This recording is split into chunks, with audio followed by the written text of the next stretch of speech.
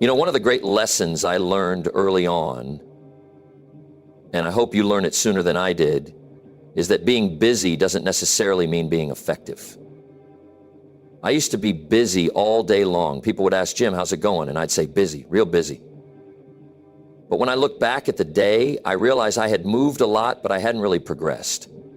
And that's a dangerous trap, mistaking movement for achievement. It's not about doing more. It's about doing what matters. Let me repeat that. It's not the number of things you do that determine your success. It's the importance of those things. And once you understand this, everything changes. There's something called the Pareto principle. Some people call it the 80/20 rule. It simply says this: about 80% of your results will come from 20% of your efforts. That means most of what you're doing isn't actually making a big difference. That's a sobering thought, isn't it? But it's also incredibly freeing, because it means you don't have to do everything. You just have to do the right things. When I finally wrapped my mind around this, I began to ask a very important question every day. What are the few things I can do today that will make the biggest difference? That's a powerful question, because it gets your mind off the trivial and it puts it on the vital. It forces you to focus your energy on what truly moves the needle in your life, your business, your health, and your relationships. Let me give you an example. I used to write out long to-do lists, 10, 12, 15 items long. I was proud of those lists. But the truth is, most of those tasks weren't worth doing. They kept me occupied, but not productive. Then I switched to a new method. Each day, I picked 3 high-value actions, just 3, and I focus all my energy on those. Do you know what happened? I got more done in a week than I used to get done in a month. Why? Because those actions were meaningful. They were connected to real goals, not just daily chores. Now let me pause here and say, this isn't about being lazy. This isn't about doing the bare minimum. It's about being strategic. It's about understanding that your time and energy are limited resources, and the smart person uses them wisely. It's not how hard you row the boat that matters most. It's whether you're rowing in the right direction. So how do you identify those high-value activities? You look for actions that do one of 3 things. First, they must move you closer to your major goals. Second, they must leverage your strengths, things you do exceptionally well. And third, they must create long-term results, not just short-term satisfaction. Let's say you're trying to grow a business. Answering every email, attending every meeting, and tweaking your logo every other day, those might feel important, but they rarely move the needle. You know what does? Reaching out to 5 potential clients, building a scalable offer, hiring a great assistant. Those are high-value actions. Those are the 20% that create 80% of your success. Same goes for personal growth.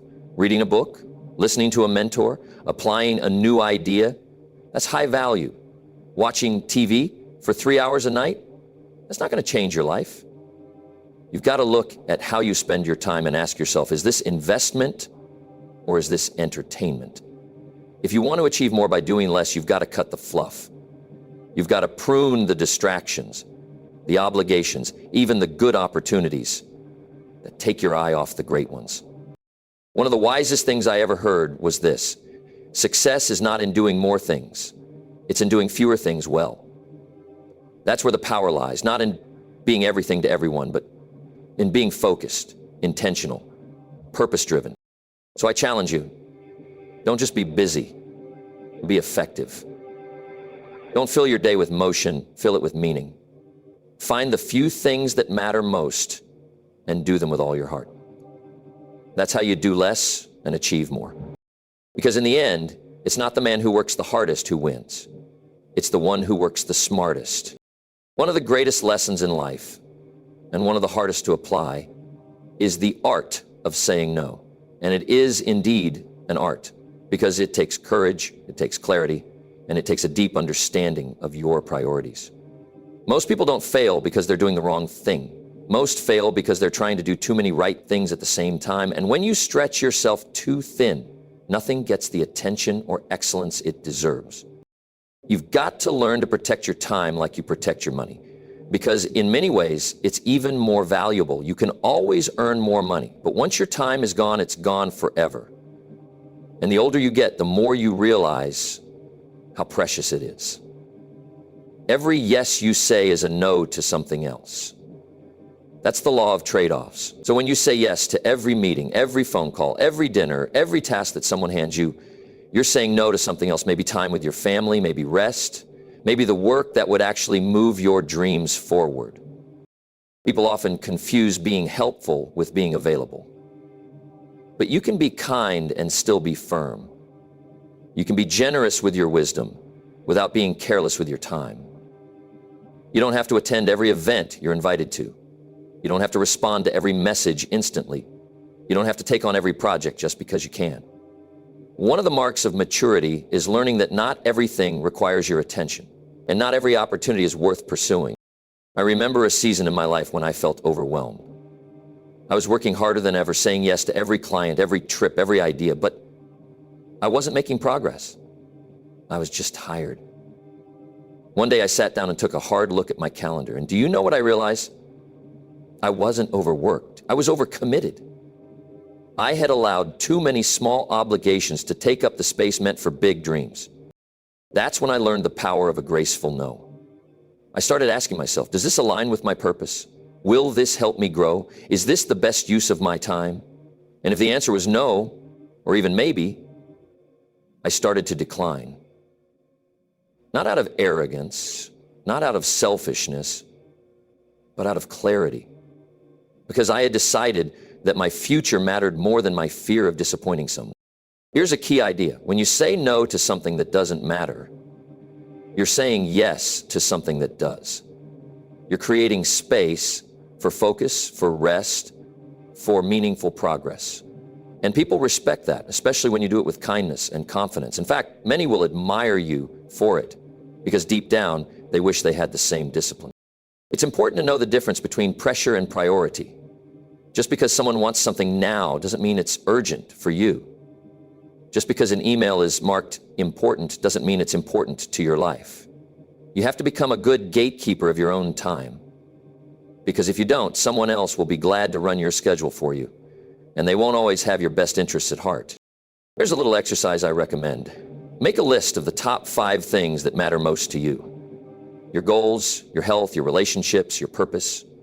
Then the next time a request comes in, ask yourself, does this support any of my top 5? If it doesn't, politely decline. If it does, consider it. That one filter alone can change your life. The truth is, focus is a form of power, and focus requires elimination. You can't build something great while being pulled in 20 directions. You can't write a book, start a business, or develop mastery if you're constantly saying yes to every little thing. Saying no isn't a rejection, it's a commitment to excellence, to vision, to purpose.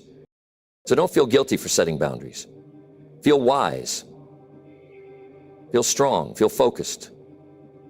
Every time you say no to something that distracts, you're saying yes to your potential. And that's how you begin to do less and achieve more. Not by doing everything, but by doing only what matters. One of the smartest things you can do if you want to achieve more by doing less is to stop relying solely on effort and start building systems. You see, effort is important. Of course it is. Hard work matters. But if effort is the only thing you're depending on, you're going to hit a wall.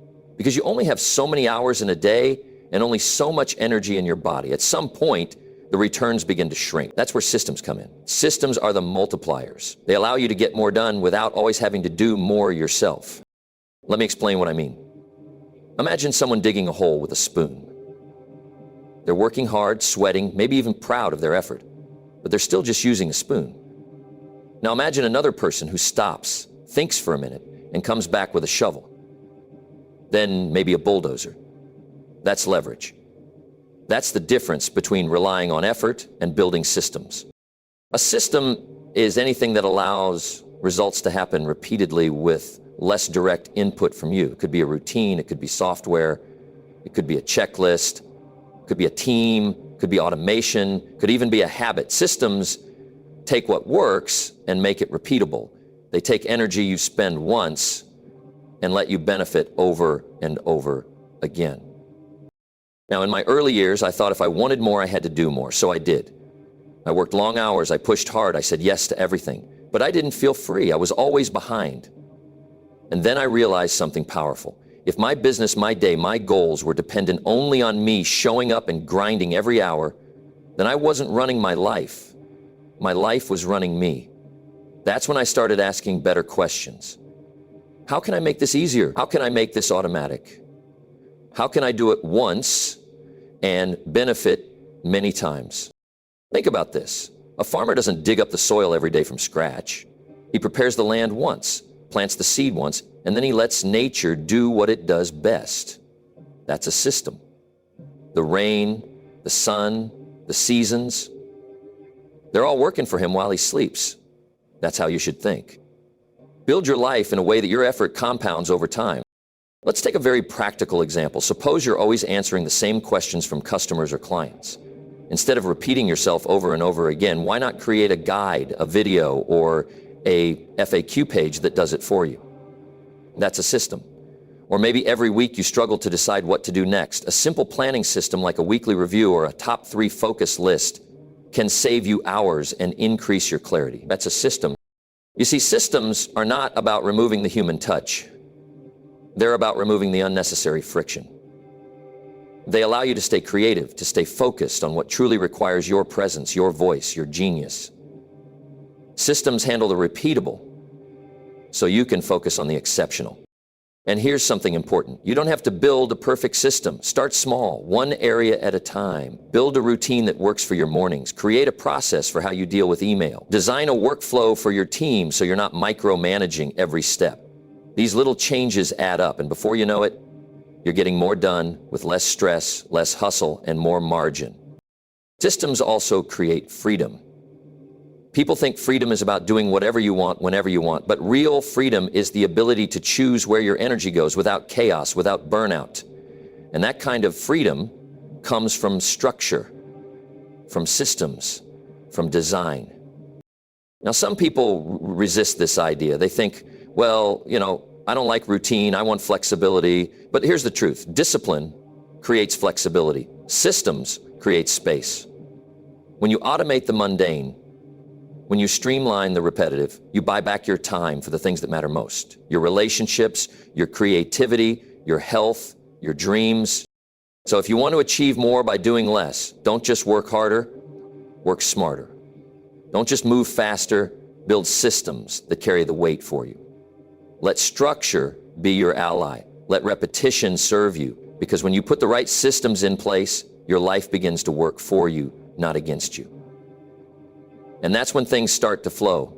That's when you stop surviving and start thriving. There are certain skills in life that don't just help you once. They help you over and over again, in every situation, in every challenge, and across every area of your life. These are what I like to call compound skills. They're the kind of skills that, once learned, pay dividends for years. And if you want to do less and achieve more, you've got to focus your energy on building them. You see, the problem most people have isn't that they're not working hard enough. It's that they're not building a foundation strong enough to make their effort go further. They're constantly learning things that only help in the moment, rather than mastering skills that make every moment more effective. That's a critical distinction. One of those compound skills is communication. Learn how to express yourself clearly, whether through speaking or writing, and you suddenly multiply your influence. You save time because people understand you the first time. You gain trust because people see your clarity. You win opportunities because your ideas land with impact, and that one skill, strong communication, can open more doors than you can imagine. Another compound skill is decision-making. Life is a series of decisions, some small, some huge. But every step you take is based on a choice. If you learn how to make better decisions, faster, with more clarity, with less regret, you begin to compress time, you waste less, you move forward more efficiently. You stop second-guessing yourself, and you create momentum. It's not about being perfect, it's about being precise where it counts. Leadership is another one, and I'm not just talking about leading others, though that's powerful too. I mean self-leadership, the ability to stay committed to your values, to motivate yourself when no one's watching, to hold yourself accountable. When you become a better leader of yourself, everything you do improves. And when you grow into someone others trust, admire, and follow, well, now you're multiplying your results through others. That's leverage. That's compound growth. Let's not forget learning how to learn. In a world that's changing fast, those who know how to learn quickly, adapt easily, and stay curious are always ahead, because knowledge gets outdated. Technology shifts. Markets evolve. But if you know how to learn, really learn, you stay valuable, you stay nimble, and you save yourself hours of frustration because you're not reinventing the wheel every time. You're building on what came before. Now, all of this comes down to one big idea. Invest in skills that make everything else easier. Most people are looking for the next tip, the next tool, the next hack. But the real shortcut is to build a better you. When you get stronger, sharper, more skilled, life responds. You don't have to chase every opportunity. The right opportunities come to you because you're ready. And readiness is the reward for disciplined preparation. I'll give you a personal example. Early in my career, I realized that if I didn't improve my ability to communicate ideas, I'd always be limited, no matter how much I knew. So I studied great communicators. I practiced, I listened, I learned. And over time, that one skill transformed my business, my relationships, my influence. It opened more doors than anything else I ever did. And it keeps paying off year after year. So ask yourself, what are the compound skills in your life that you've been neglecting? Maybe it's time management, maybe it's negotiation, maybe it's emotional intelligence, learning how to manage your emotions and understand others better. Whatever it is, don't overlook it, don't delay it. These skills are force multipliers. They make every minute, every project, every conversation more productive. And the beautiful thing is, once you build these skills, they never leave you. You carry them with you into every season of life. They show up in the boardroom, in the living room, and even in your quiet moments of reflection. They shape who you become, and who you become determines how far you go. So if you want to do less and achieve more, shift your focus from doing more things to becoming more effective in fewer things. Build the kind of skills that carry weight, that compound, that elevate everything you touch. Because when you grow your capabilities, your results will follow, not by chance, but by design. And that's the key to real, lasting progress. If you want to achieve more by doing less, you've got to get clear on what actually matters. That might sound simple, but it's one of the most overlooked disciplines in personal and professional growth. Most people are measuring too many things. They're tracking everything: emails sent, hours worked, steps taken, likes received, and they wonder why they feel overwhelmed and still off course. The truth is, just because you're measuring something doesn't mean it's meaningful. You've got to measure what matters, not what's urgent, not what's convenient, not what's visible to everyone else. What matters? That means identifying the key indicators that tell you whether or not you're making real progress toward your goals. When you focus on the right metrics, you simplify your path. You remove noise. You stop wasting time on data that looks important but doesn't move the needle. Let me give you an example. Say you're building a business. You could track the number of social media followers, the number of website visits, or how many hours you spend working each day. All of those things are easy to measure, and they can feel like progress. But what really matters? Revenue, profit, customer retention, the number of qualified leads you're converting into buyers. Those are the metrics that actually reflect the health and growth of your business. Everything else is noise if it doesn't contribute to those outcomes. The same applies in your personal life. Let's say you want to improve your health. You could measure your weight every morning, obsess over every calorie, or count every workout. But what if instead you measured your energy levels, your sleep quality, your consistency? Those might be harder to quantify, but they're far more reflective of long-term wellness. Because the goal isn't just to weigh less, it's to feel better, live longer, move freely, and be fully present in your life. So you've got to ask, what result do I really want? And what should I measure to ensure I'm getting there? See, what you choose to measure will shape your behavior. If you track the wrong thing, you'll chase the wrong outcome. It's like driving while staring at the dashboard instead of the road. Yes, the numbers are important, but they only matter if they help you steer toward your destination. Now, here's the trap most people fall into. They look for numbers that are easy to obtain, or numbers that make them feel good. But feel-good data isn't always the same as growth data. You might get 100 likes on a post and feel encouraged, But if those likes don't lead to deeper engagement, opportunity, or action, they're just vanity. They don't build anything. So you've got to move from vanity metrics to value metric. And this is where discipline comes in, because real metrics aren't always exciting. Sometimes they're humbling.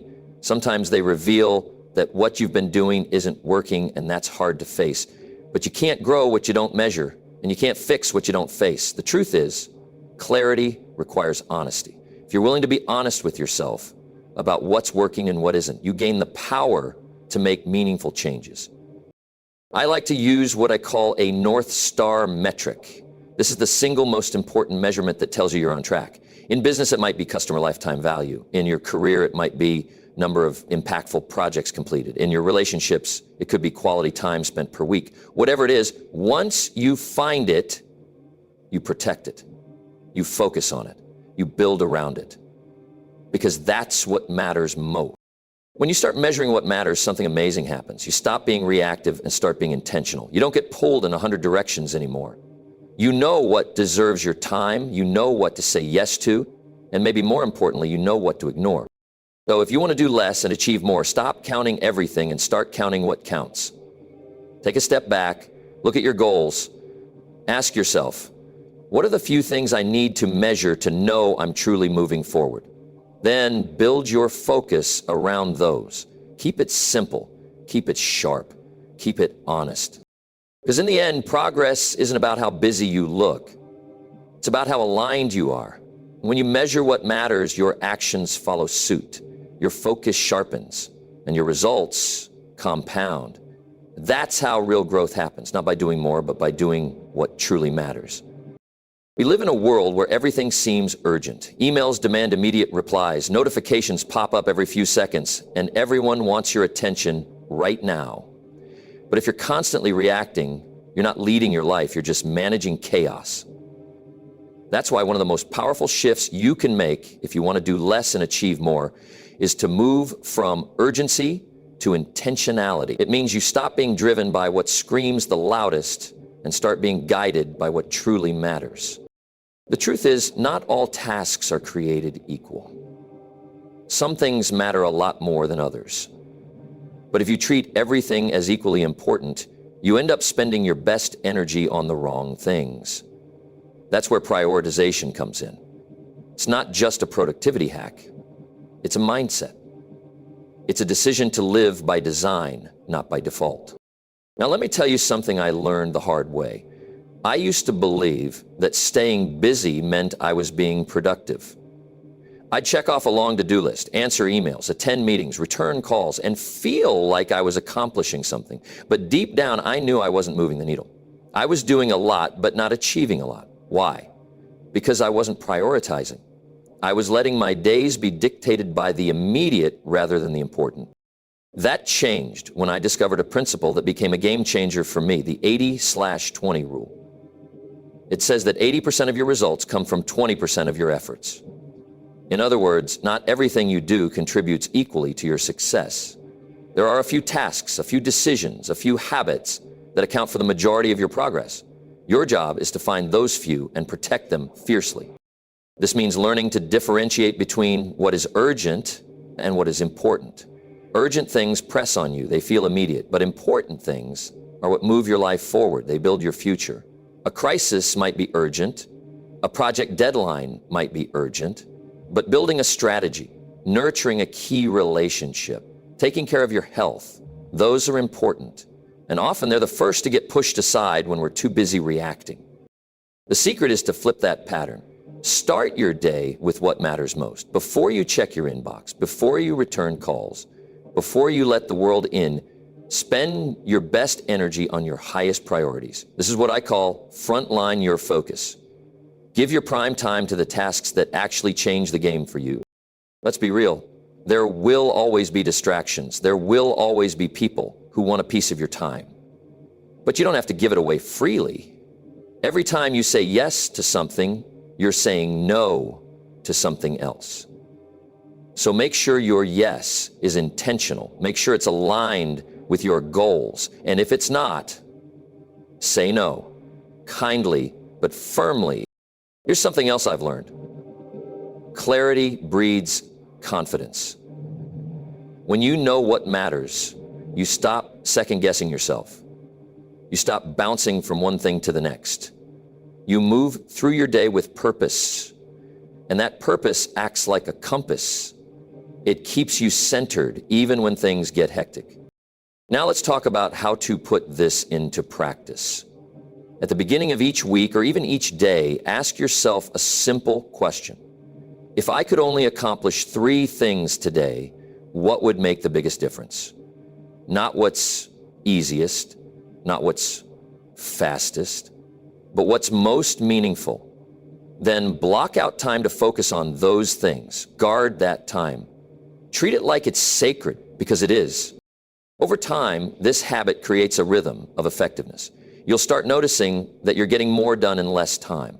Not because you're rushing, but because you're focused. You're not spinning your wheels anymore. You're moving with direction.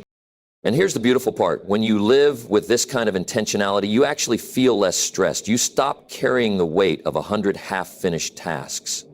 You start ending your days with a sense of satisfaction, not because you did everything, but because you did the right things. So if you want to do less and achieve more, don't fall into the trap of urgency. Step into the power of purpose. Be ruthless with your priorities. Decide what matters most and do it first. Because a focused life is a fruitful life. And when you focus on what matters, everything else starts to fall into place. In our pursuit to achieve more while doing less, one of the greatest principles we can embrace is the power of rest and recovery. You see, we live in a culture that glorifies hustle. We wear exhaustion like a badge of honor. We brag about how little we slept, how many hours we worked, how much we sacrificed. But what if I told you that the key to sustained productivity and creativity isn't working harder, it's resting better? Now, I'm not talking about laziness or procrastination. I'm talking about strategic rest, purposeful rest, the kind of rest that refuels you, sharpens your mind, and recharges your spirit.